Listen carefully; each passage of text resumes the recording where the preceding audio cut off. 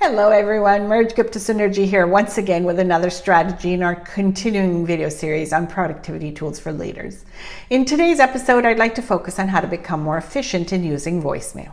Now, some of you may not be crazy about voicemail, particularly if you're on the receiving end, but I want to show you how voicemail is a business tool, which when used correctly can and should make you more efficient and productive. The key to becoming more efficient lies in specificity, both when it comes to your answering voicemail as well as the voicemails you leave for others. Let's start with your message, the one your callers hear.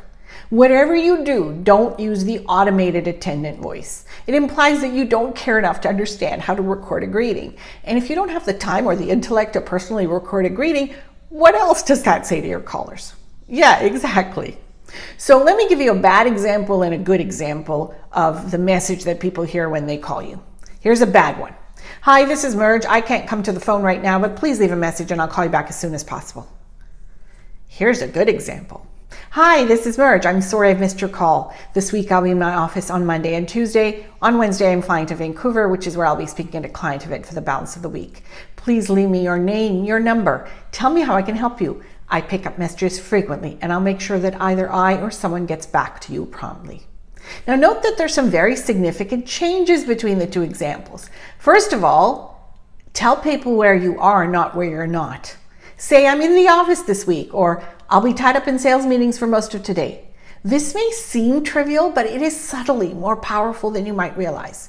Your callers know you're not at your desk. That's why they were routed to voicemail. But you can convey yourself in a much more positive and productive light when you say where you are.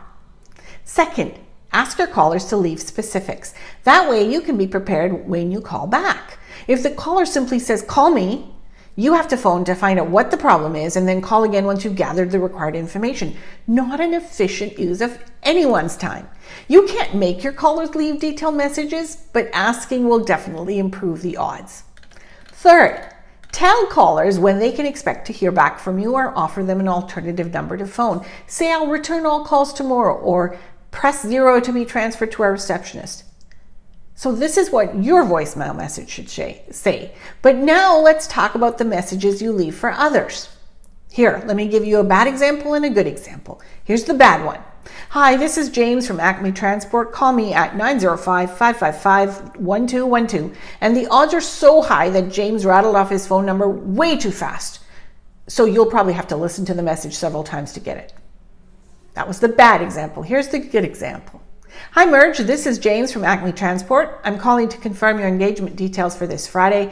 We're looking forward to seeing you at 8 a.m. in the Niagara room. I'll be waiting for you at the checkout area and we can do a final review of your audiovisual needs then. If you have any questions before then, please call me on my cell at 647-484-1212. Again, that's James at 647-484-1212. Talk to you soon. So first note that in the second version, James succinctly gave me all the information I needed. Unless there's a problem, I don't need to call him back, thus making us both more efficient and productive. And he repeated his telephone number. That gives me a chance to grab a pencil and a paper to jot it down without having to replay the message. Finally, he closed his message pleasantly. Remember, just because we're all dealing with our day-to-day madness doesn't mean that we can forget that our business conversations still have to be polite.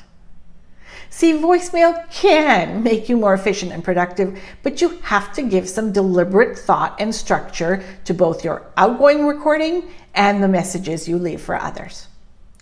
This is Gupta-Sunderji with a Merge Management Moment.